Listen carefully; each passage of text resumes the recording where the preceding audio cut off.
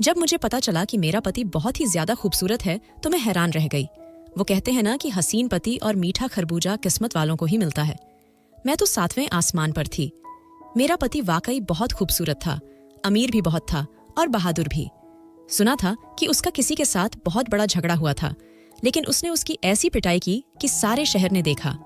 उसकी तो वीडियो भी बनी हुई थी जो एक वेबसाइट पर पड़ी थी और लोगों ने नीचे बड़े बड़े कमेंट्स किए थे। यानी एक मशहूर और खूबसूरत और बहादुर इंसान से मेरी शादी हो रही थी। उसका नाम शर्वेन था।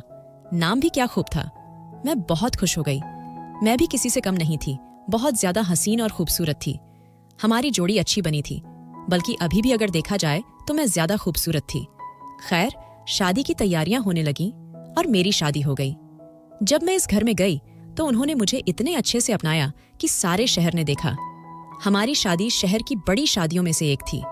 सबको पता था कि मोदी इंडस्ट्रीज के मालिक की शादी हो रही है। हर चीज पहली चीज से ज्यादा बेहतर थी। मेरे लिए उन्होंने खुद ही सब कुछ बनाया और वो भी देखने के काबिल था। लेकिन शायद हम लोग इतने ज्यादा खुश हो गए थे कि हमारी खुशियों को नजर लग गई।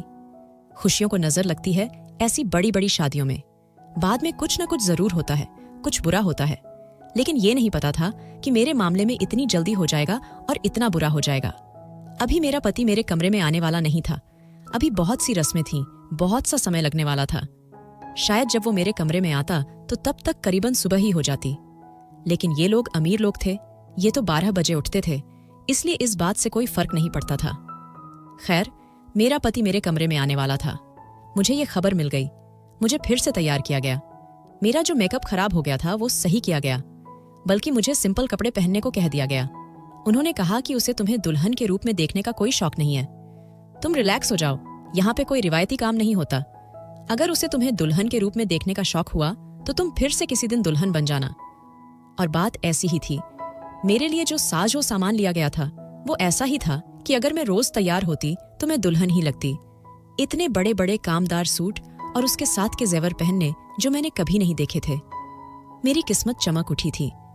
मेरा पति मेरे कमरे में आया तो उसकी चाल कुछ अजीब सी थी। मुझे लगा कि ये अमीर आदमी है, शायद नशे में है। लेकिन उसने कहा कि वो शराब को हाथ भी नहीं लगाता है क्योंकि उसे अपनी सेहत से बहुत मोहब्बत है। लेकिन वो बार बार खांस रहा था। कभी अपने मुंह पर हाथ लगाता, कभी पेट पर। कहने लगा कि मुझे इतनी मिठाई खिला दी गई है कि लगता है मेरे पेट में कोई गड़बड़ होने वाली है। मैं इस बात पे मुस्कुरा दी। अभी उसने मेरा हाथ ही पकड़ा था कि उसे अचानक से उल्टी आई और वो बेहोश हो गया। मैं बुरी तरह घबरा गई। मैंने तुरंत लोगों को बुला लिया। उसे अस्पताल ले गए। मुझे साथ नहीं जाने दिया, लेकिन पता चला कि रास्ते में उसकी तबीयत बहुत खराब हो गई थी और डॉक्टर ने ऐसी बात बताई कि हम सबके कदमों तले से जमीन निकल गई। मैं अपनी बहनों में सबसे खूबसूरत थी। मेरी सारी बहनों की शादी हो चुकी थी, सब अपने अपने घर की हो गई थी और मेरे बाबा भी इस दुनिया से जा चुके थे। सिर्फ माँ ही थी। मेरी खूबसूरती की वजह से मुझे बहुत अच्छा रिश्ता मिल गया था। मैं अपने दूल्हे का इंतजार कर रही थी। पता नहीं उसकी तबीयत कैसे खराब हो गई। ये सब कुछ इतना अजीब था। लोग कहते हैं कि शादी के अगले दिन दुल्हन अस्पताल जाती है, लेकिन यहां पर तो मेरा पति शादी की रात में ही अस्पताल चला गया था। ये लोग पढ़े लिखे समझदार थे, अमीर थे, इसलिए ऐसी वैसी बात नहीं कर रहे थे। लेकिन क्या पता दिल में सोच रहे हों कि कहीं मैंने ही तो कुछ नहीं किया। पर जब डॉक्टर ने हमें ये बताया कि उसे जहर दिया गया है तो मेरे कदमों तले से भी जमीन निकल गई। भला मैं अपने पति को जहर क्यों देती? मुझ पे किसी का शक नहीं था और मैंने ऐसा किया भी नहीं था। पर यह किसने किया था? खैर, जिसने भी किया था वो बचने वाला नहीं था। हम उसे बाद में पकड़ ही लेते। अभी सब मेरे पति की जिंदगी की दुआ करने लगे और मैं समझ गई कि मुझे नजर लग गई है। अब तो बस भगवान से ही दुआ कर रही थी। लेकिन मेरा पति इस दुनिया से चला गया। उसे इतना ज्यादा जहर दे दिया गया था कि उसके जिस्म के सारे जरूरी अंग फेल हो गए और उसे आखिरी वक्त में कुछ बोलने तक की मोहलत न मिली। मेरे नसीबों को आग लग गई थी। मेरे हाथों पे अभी सुहाग की मेहंदी लगी थी, आंखों में ख्वाब थे, दिल में अरमान थे। मैं तो अभी कुछ घंटों की दुल्हन थी कि मेरा दूल्हा इस दुनिया से चला गया। लोग मुझे डायन कहने लगे, मुझे बुरा भला कहने लगे कि ये सब कुछ मेरी वजह से हुआ है। ये एक ऐसा हादसा था जो ज्यादातर लोगों के साथ नहीं होता, और जब होता है तो जो मर जाए उसके साथ दूसरा भी मर जाता है, क्योंकि दुनिया वाले उसे जीने नहीं देते। मेरे पति की आखिरी रस्में पूरी कर दी गईं, तो फिर सब इस बात पर सर जोड़ के बैठ गए कि आखिर ये सब कुछ हुआ कैसे। उन्होंने कहा कि वो तो अच्छा भला दुल्हन के कमरे में गया था, लगता है दुल्हन ने कुछ किया है। शायद ये हमारे दुश्मनों की भेजी हुई है। हमारे तो इतने सारे दुश्मन हैं। उन सब ने ये इल्जाम मुझ पर लगा दिया। मैं चीखती रह गई, चिल्लाती रह गई, पर कुछ न कर पाई। मेरे माँ बाप भी मेरे लिए कुछ न कर सके। बाप इस दुनिया में था नहीं, और माँ बेचारी क्या क्या करती। अगर मेरी माँ किसी बहुत बड़े ओहदे पे होती, बहुत अमीर होती, वो शायद मुझे तब भी न बचा पाती, क्योंकि इन लोगों के हाथ बहुत लंबे थे। लेकिन मेरी माँ तो एक आम औरत थी, जिसने स्कूल में पढ़ा पढ़ा के अपनी सारी बेटियों की शादी की थी, और जो इस बात पे खुश थी कि चलो एक बेटी इतने अच्छे घर में चली गई तो बाकियों का भी ख्याल करेगी। लेकिन मेरा घर तो उजड़ गया था। मैं जेल चली गई। जब जेल में दाखिल हुई तो सब लोगों ने मुझे अजीब नजरों से देखा और धुतकारा। एक औरत मेरे पास आई और उसने मुझे बालों से पकड़ के जमीन पे धक्का दे दिया। उसने कहा कि हम सब यहां पर गुनाह करके ही पहुंचे। हमने कोई ना कोई बुरा काम किया, लेकिन अपने ही पति को शादी की रात जहर देना एक निहायत ही घटिया काम है। तू तो इतनी खूबसूरत है, लगता है तेरा किसी और के साथ चक्कर था, तभी तूने अपने पति को मार डाला। अपने आशिक के साथ मिलके अपने पति को कहानी में से निकाल के बाहर फेंका। मैंने कहा कि मैंने ऐसा कुछ नहीं किया। लोगों ने मुझे ना सिर्फ कातिल बल्कि बदकिरदार भी जाना और कहा कि इसी ने अपने पति को इसलिए मारा क्योंकि इसका चक्कर किसी और के साथ होगा। ये बातें सिर्फ जेल के अंदर नहीं बल्कि बाहर भी हो रही थीं। मेरी कहानी बन गई थी। मेरी जिंदगी बर्बाद हो गई थी। लोगों की जुबान पर सिर्फ मेरी बात थी, और जब तक लोगों को दूसरा काम न मिलता वो मुझे ही डिस्कस कर रहे थे। सब कह रहे थे कि लगता है लड़की का किसी और के साथ चक्कर था। मेरी माँ को यह सब सुनना पड़ रहा था। मेरी बहनों के घर में उनको भी ताने पड़ रहे थे कि तुम्हारी बहन तो ऐसी निकली, इसने तो अपने पति को जहर दे दिया। उनकी जिंदगी भी मुश्किल हो रही थी और मैं दिन रात रोने के अलावा और कुछ नहीं कर सकती थी। फिर मेरी जिंदगी में एक अजीब सी रात आई। वो जेल की जेलर थी। वो बड़ी अजीब सी औरत थी, बहुत लंबे कद की थी और जरा सी बात पर हाथ उठाती थी। थोड़ी सी गलती होती तो माफ नहीं करती थी। एक दिन वो मेरी कोठरी में आई। मैं फिलहाल इस कोठरी में अकेली थी क्योंकि मेरे साथ कोई औरत नहीं थी। उसने कहा कि तेरा नाम ही है बीना? मैंने कहा कि जी। वो बोली, वही जो अपने पति को मार कर आई है? मैंने कहा कि नहीं, मैंने अपने पति को नहीं मारा। उसको किसी दुश्मन ने जहर दिया था। मैं तो उसको दिल से अपना हमसफर मानती थी, ऐसा क्यों करती भला? उसने कहा कि सफाइयां नहीं चाहिए मुझे, मेरे साथ मेरे कमरे में आ जा। मैं उसके कमरे में गई तो वहां पर बहुत रोशनी थी। उसने मुझे गौर से देखा। उसने कहा कि तो तू बला की खूबसूरत। खैर, अब तूने मारा हो या किसी और ने, वो तो मर गया है। अब तुम्हें अपनी जिंदगी के साथ क्या करना है? मैं हैरान हुई कि मैं जेल में हूं और ये मुझसे ये क्यों पूछ रही है कि मैंने अपनी जिंदगी के साथ क्या करना है, क्योंकि मेरी जिंदगी तो अब जेल में ही गुजरने वाली थी। मुझे यहां से कोई निकालने वाला नहीं था। फिर मेरे दिमाग में एक बात आई कि कभी कभी जिसका कोई भी सहारा नहीं होता या फिर केस लड़ने वाला नहीं होता, उसके लिए केस पुलिस लड़ती है और उसे निकाल लेते हैं। शायद मेरी जिंदगी में कुछ बेहतरी आ जाती। मैंने कहा कि मैं यहां से निकलना चाहती हूं, अपनी जिंदगी जीना चाहती हूं। वह कुछ खा रही थी और मेरी बात सुन रही थी, और ऐसे खा रही थी जैसे कोई जानवर खाता है। चिकन की बोटियां हाथ में उठाकर अपने मुंह से नोच नोच कर खाने में बिजी थी। उसने कहा, और क्या करना चाहती है? मैंने कहा, मेरी माँ अकेली है। मेरी सारी बहनें अपने घर की हो गई हैं। मैं अपनी माँ के साथ जाकर रहूंगी। मैं अपनी सभी बहनों से ज्यादा पढ़ी लिखी भी हूं, कोई नौकरी कर लूंगी। उसने कहा, और क्या करेगी? मैंने कहा, और अपनी माँ का ख्याल रखूंगी और जमाने में जो मेरे खिलाफ बातें हो रही हैं उन्हें गलत साबित करूंगी। उसने कहा, अच्छा, धंधा करेगी? जब उसने यह बात की तो मैं हैरान रह गई। मैंने कहा, क्या मतलब? ये आप क्या कह रही हैं? उसने कहा, सीधी सी बात है भाई, सीधे तरीके से कर रही हूं। उसने मुंह से हड्डी निकालकर एक तरफ फेंकी। इतनी तो खूबसूरत है, ये काम तेरे लिए सबसे अच्छा है। मैंने कहा, नहीं, मैं शरीफ खानदान से हूं। उसने कहा, हाँ, तभी तो अपने पति को मार के आई है। मैंने कहा, मैंने अपने पति की जान नहीं ली। मैं जोर से चिल्लाई तो उसने मेरे मुंह पर थप्पड़ मार दिया। उसने कहा, धंधा करेगी या नहीं? मैंने कहा, ये सब कुछ करते हो तुम यहां पर? उसने कहा, हाँ, करते हैं। जब तेरे जैसी कोई खूबसूरत लड़की आ जाती है तो फिर करना पड़ता है, वरना तो यहां पर सारी उजड़ी हुई, बिगड़ी हुई, बूढ़ी उम्र की औरतें आती हैं जिनके पास कुछ नहीं होता। उनसे बंदा काम ही करवा सकता है और तू कुछ करवा नहीं सकती। लेकिन तेरे जैसी पीस इस जेल में कभी कभी आती है। हम हाथ से मौका जाने नहीं देना चाहते। अरे, हमारी पगार से तो हमारा 10 दिन का खर्चा भी नहीं निकलता। इधर उधर से जुगाड़ करना पड़ता है बेबी, यही दुनिया है।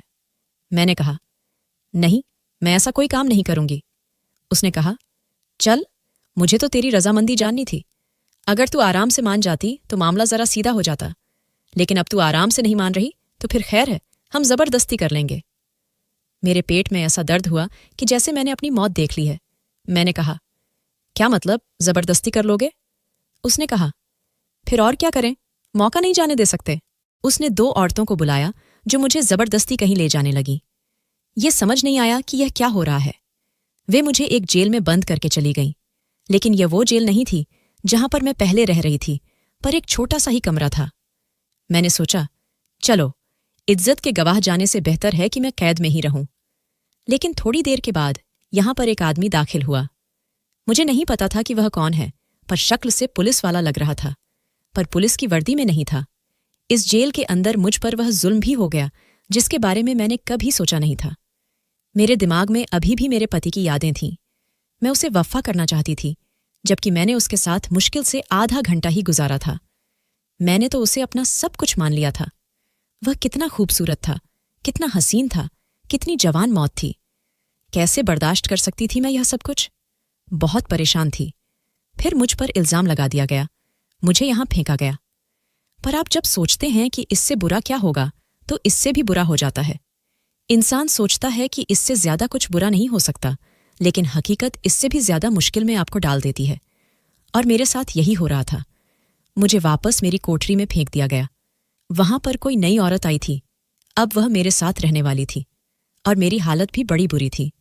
तो उसने मुझसे पूछ लिया कि तुम्हारे साथ क्या हुआ। पहले तो मैंने कुछ नहीं बोला, फिर मैंने उसे सब कुछ बता दिया।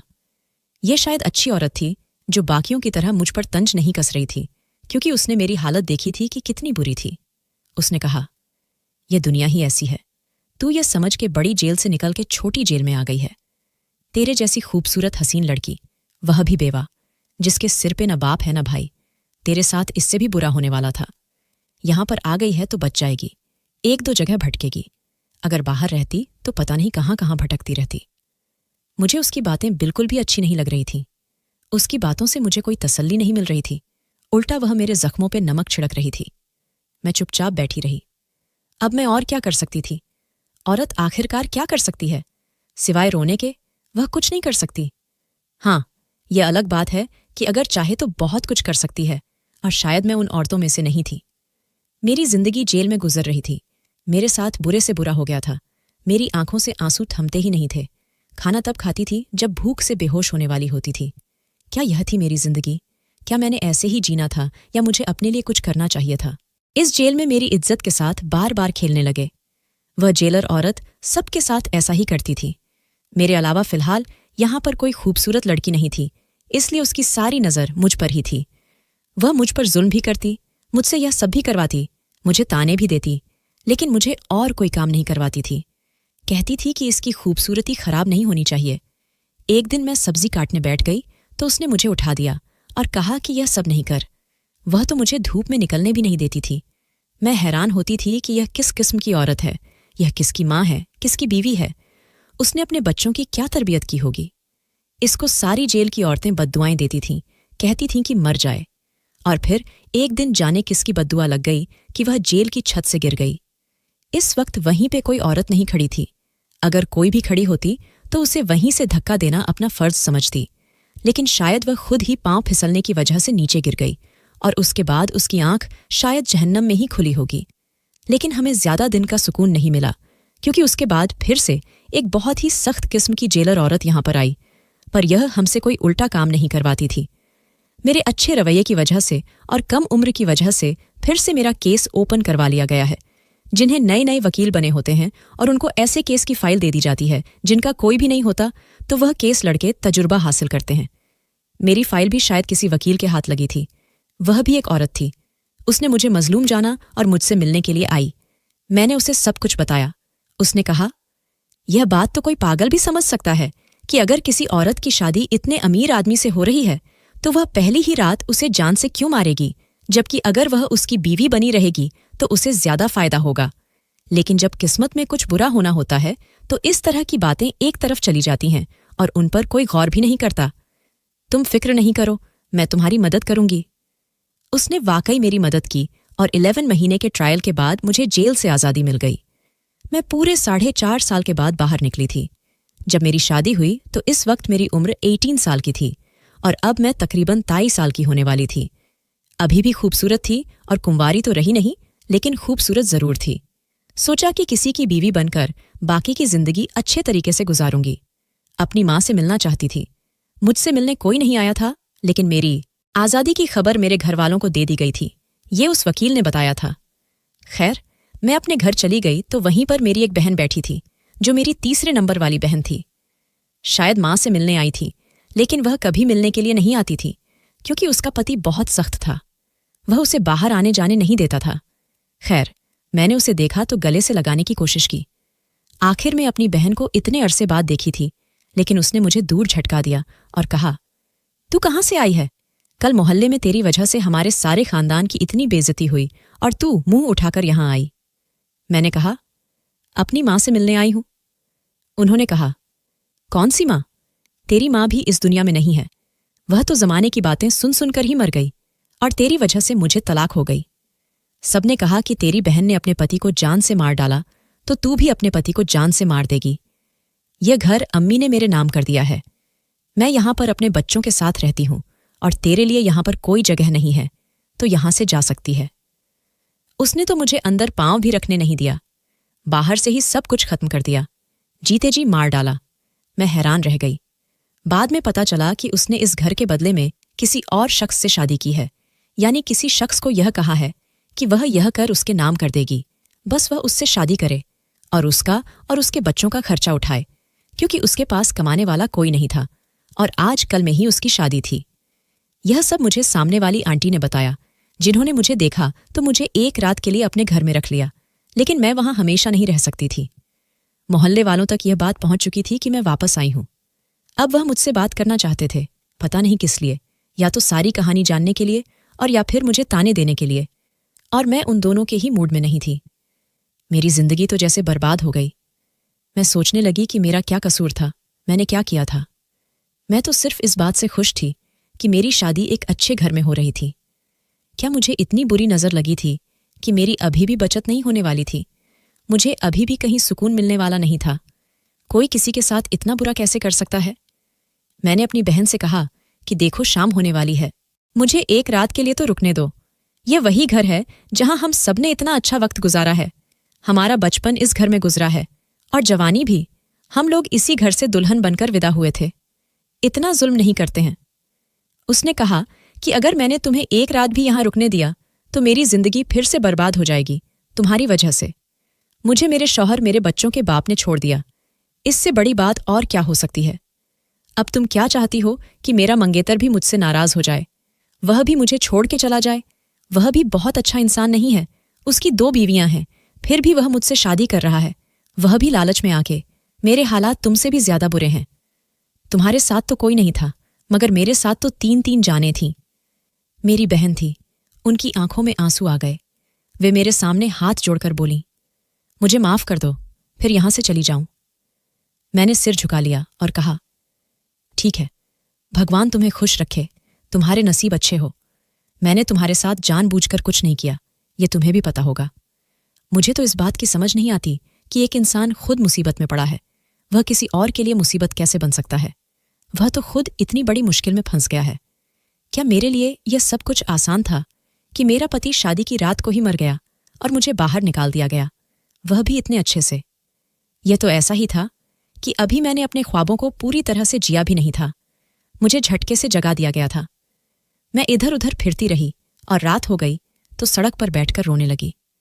अब मैं कहाँ जाती, किधर जाती? शायद इस औरत ने ठीक ही कहा था कि वह दुनिया बड़ी जेल है और तुम छोटी जेल में आ गई हो।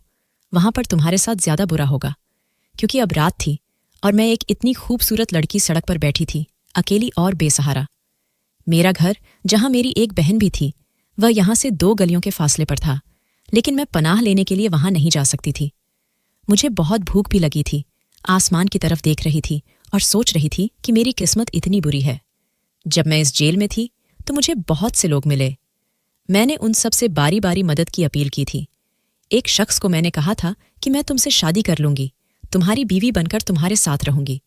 बस मुझे किसी तरह यहां से निकाल लो। ये उस दिनों की बात है जब मैं जेल से निकलना चाहती थी, लेकिन 5.5 साल में ऐसा वक्त भी आया जब मैं वहां पे रहने की आदत हो गई थी। तो उस आदमी ने मुझे कहा था कि मुझे घंटी बजाने का शौक है, लेकिन गले में पहनने का नहीं। वैसे भी मेरी पहले से एक बीवी है। पता कि कौन से ऐसे पति होते हैं जो अपनी बीवियों के साथ इतने बड़े धोखे करते हैं, और वो मासूम औरतों को कौन होती है जिनको इस बारे में पता नहीं चलता और वो फिर भी उनके साथ जिंदगी गुजार रहे होते हैं। मुझे तो लगता है कि औरतों को ऐसी बातों का पता होता है, लेकिन वो मजबूरी में कुछ नहीं बोलती। ये मजबूरी है तो इंसान को जगह जगह जलील करवाती है। थोड़ी देर बाद मैंने सामने देखा तो एक आदमी खड़ा था, लेकिन वह मेरी तरफ देख नहीं रहा था। शायद वह कोई फकीर था, शायद वह भीख मांगता मांगता यहां फिर रहा था। मैं सोचने लगी, क्या मेरी जिंदगी भी ऐसी होगी? क्योंकि अब अगर मुझे जिंदा रहना था तो जिंदा रहने के लिए कुछ न कुछ तो करना ही था। क्या मैं भी सड़कों पर भीख मांगती फिरूंगी? यह वही मोहल्ला, वही शहर था जहां पर मेरी जवानी और बचपन गुजरा था। यहां पर मेरी सहेलियां थीं, रिश्तेदार थे, टीचर्स थीं, दुकानदार भी मुझे जानते थे। क्या वो सब मुझे भीख मांगते हुए देखते? क्या सोचते मेरे बारे में? और मैं क्या करती? मैंने सोच लिया था कि मैं खुदकुशी कर लूंगी। शायद मुझे बहुत पहले भी खुदकुशी कर लेनी चाहिए थी। ऐसी जिंदगी से तो बहुत अच्छी थी। ऐसे जीने से क्या फायदा? मुझे तो उसी समय मर जाना चाहिए था। जब मेरा पति मर गया, उसके साथ मेरी भी लाश निकलती तो मुझ पर इतने जुल्म तो ना होते। हाँ, ये बात मैंने पहले क्यों ना सोची, लेकिन अब अगर मेरे दिल में यह बात आई थी तो मुझे इस पर अमल भी करना था। मैंने सोच लिया था कि मैं मर जाऊंगी, इसके अलावा मेरे पास और कोई रास्ता नहीं था। बस सुबह हो जाती और मुझे मौत का कोई बहाना मिल जाता। लेकिन अभी वहीं पे बैठी रो रही थी कि कुछ बहुत अजीब हुआ, इतना अजीब कि जिसके होने की उम्मीद न थी। जब पलट कर देखा तो कदम तले से जमीन निकल चुकी थी। थोड़ी देर के बाद मैंने देखा कि मेरे पीछे कोई खड़ा है। मैं हैरान रह गई। ये तो वही फकीर था जो थोड़ी देर पहले सामने था। मैं डर के पीछे हट गई। मुझे उसका चेहरा दिखाई नहीं दे रहा था। मैंने कहा कि कौन हो तुम, क्या चाहते हो मुझसे? उसने कहा कि तुम्हारे बारे में सब कुछ जानता हूं, इसी मोहल्ले का हूं, यहां पर भीख मांगते हुए काफी अरसा हो गया। उसकी आवाज जवान लग रही थी, लेकिन हुलिया बूढ़ा सा। मैंने कहा कि क्या चाहिए तुम्हें? मजबूत तरीके से पेश आ रही थी। कहने लगा कि तुमसे शादी करना चाहता हूं। जब उसने ऐसी बात की तो मैं हैरान रह गई। मैंने कहा कि अच्छा, मेरे बारे में सब कुछ जानते हो, इसलिए मेरी मजबूरी का फायदा उठाना चाहते हो। तुम्हें पता है कि मैं बदनाम हूं, मुझे लोग मनहूस कहते हैं, यहां तक के कातिल भी समझते हैं। जेल काट के आई हूं, इसीलिए मुझसे शादी करना चाहते हो? उसने कहा कि तुम जो भी समझ लो, पर क्या तुम यह नहीं जानती कि अब अगर किसी ने तुमसे शादी नहीं की तो तुम्हारी जिंदगी के साथ क्या होगा? मैं खामोश हो गई, क्योंकि बात तो ऐसी ही थी। उसने कहा कि मुझसे शादी कर लो, फायदे में रहोगी। मैंने कहा कि मुझे फायदा नुकसान की नहीं पड़ी, मेरे साथ इतना कुछ हो गया कि अब मुझे फायदा या नुकसान से क्या है। उसने कहा, तो फिर मेरे साथ शादी कर लो, सब कुछ ठीक हो जाएगा। मैं एक तरफ बैठ गई और रोने लगी। क्या मुझ पर यह दिन आ गए थे कि मैं एक फकीर से शादी कर लेती? लेकिन मैं जिंदगी की ऐसी ऐसी हकीकतें देख के आ रही थी कि अब सोचने बैठना भी गुनाह था। मैंने कहा कि ठीक है, मैं तुमसे शादी करने को तैयार हूं। इस बात पर वह ज्यादा खुश नहीं हुआ। उसने कहा कि फिर आओ मेरे साथ। मेरा हाथ पकड़ के मुझे अपने साथ ले गया। मैंने उसका चेहरा तक नहीं देखा था, लेकिन चेहरे से क्या फर्क पड़ता था। हमारी शादी हो गई। मेरे सामने बस शादी के पेपर आए थे और मैंने दस्तखत कर दिए थे। मैंने उस पर कुछ भी देखा या पढ़ा नहीं था। उसने कहा था कि वह मेरे बारे में सब कुछ जानता है। मुझे उससे सफाइयां देने की जरूरत नहीं थी। मुझे बस पनाह चाहिए थी, 2 वक्त की रोटी और इज्जत चाहिए थी। वैसे भी जितना कुछ मेरे साथ हो चुका था, मुझसे कोई और शरीफ आदमी शादी नहीं करने वाला था। मेरी खूबसूरती मेरे लिए लानत बन गई थी और मेरी किस्मत ने मुझे धोखा दे दिया था।